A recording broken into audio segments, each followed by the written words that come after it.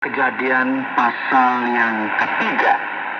Di sini kita melihat bahwa pria pertama dan wanita pertama sama-sama dicobai oleh si ular, ya, yang merupakan padanan iblis dalam bentuk binatang.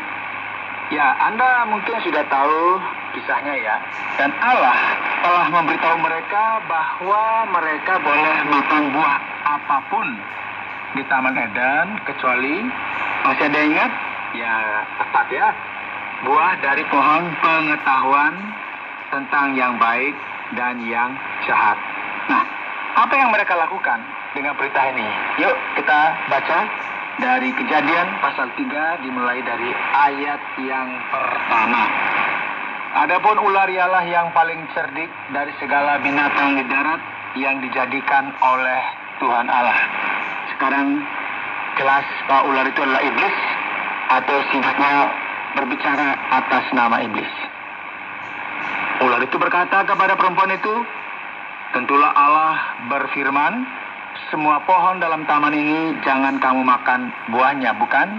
Ya, menimbulkan keraguan yang sangat halus namun nyata terhadap otoritas firman Tuhan. Lalu saat perempuan itu kepada ular itu, "Buah pohon-pohonan dalam taman ini boleh kami makan. Tetapi tentang buah pohon yang ada di tengah-tengah taman, Allah berfirman, jangan kamu makan ataupun meraba buah itu, nanti kamu mati." Ya, bukan itu yang Tuhan katakan kepada mereka, kan? Tetapi dia menambahkan frase, jangan sentuh itu. Ya, terkadang sama buruknya untuk menambahkan apa yang telah Tuhan katakan, seperti menyangkal apa yang dia katakan.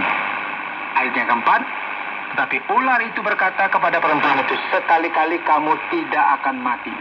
Tapi Allah mengetahui bahwa pada waktu kamu memakannya, matamu akan terbuka dan kamu akan menjadi seperti Allah, tahu tentang yang baik dan yang jahat." Saudara, ini jelas merupakan kebohongan yang jahat, dan setan di sini mulai bekerja, saudara.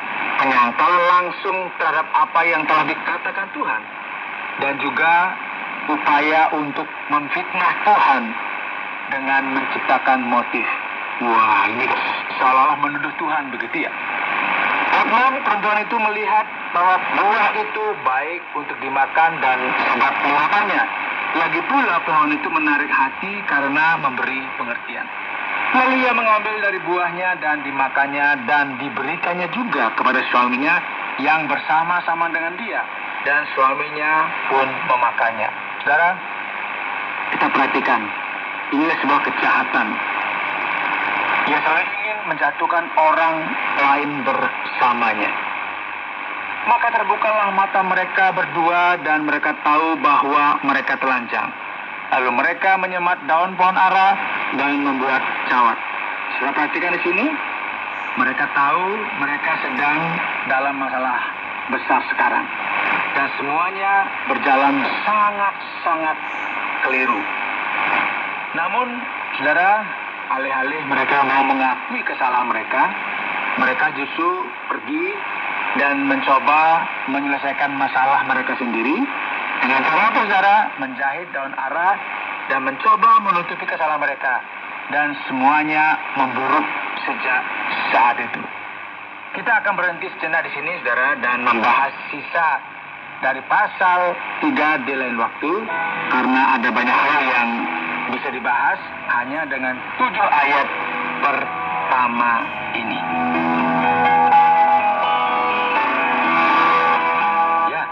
Menurut Pak Yones, apa salahnya mereka memakan buah itu? Kalau mereka hanya ingin menjadi seperti Tuhan atau menambah ilmu pengetahuan, apa salahnya? Iya, Pak Oti, nggak ada yang salah sih kalau mereka itu ingin menjadi seperti Tuhan. Tapi kita harus ingat bahwa jika Tuhan melarang melakukan sesuatu, manusia seharusnya tidak melakukannya. Betapapun baiknya niat kita, ya. Manusia nggak perlu tahu alasan mengapa ia nggak boleh melakukannya. Segala sesuatu yang dilarang oleh Tuhan dilarang karena alasan yang baik. Ini kita sepakat ya. Tingkat kejahatan lainnya datang dari apa saudara? Menyetujui usulan setan bahwa manusia dapat menjadi seperti Tuhan. Kata-kata yang sebenarnya digunakan ular itu adalah kamu akan menjadi seperti Allah, tahu tentang yang baik dan yang jahat. Ini membuatnya terdengar begitu masuk akal. Logikanya langsung jalan. Godaan selalu membuatnya terdengar lebih baik daripada yang sebenarnya.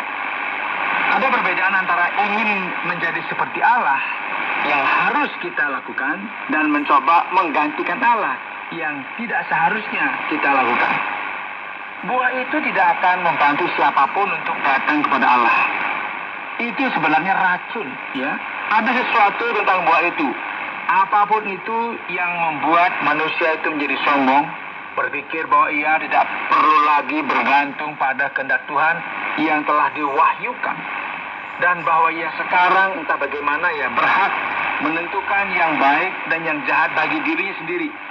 Dan sebagai manusia kita sering melupakan firman Tuhan, benar ya, dan hanya mengikuti apa perasaan kita sendiri. Kita sering membiarkan emosi mengendalikan hidup kita dan membuat pilihan yang buruk berdasarkan amarah, berdasarkan kegilaan, atau apapun itu. Itu adalah masalah di Taman Eden dan masih menjadi masalah juga pada saat ini. Tapi jika Tuhan begitu berkuasa dan baik, mengapa Tuhan mengizinkan seluruh situasi ini yang menyebabkan kejatuhan umat manusia?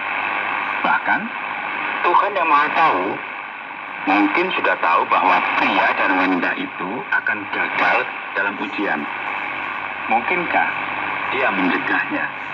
Ya, ini pertanyaan yang bagus ya. Sering ditanyakan begitu ya. Bahkan para nabi bertanya, mengapa Tuhan yang baik membiarkan hal-hal buruk bisa terjadi? Tuhan tahu ya apa yang Dia lakukan di sini. Dan sangat jelas dalam bagian kitab suci ini bahwa Tuhan memiliki maksud tertentu di balik semua ini. Coba kita pertimbangkan ini. Ketika Dia memberi manusia yang tidak berdosa kemampuan untuk bebas memilih apakah akan taat atau tidak, Tuhan menciptakan suatu kondisi di mana potensi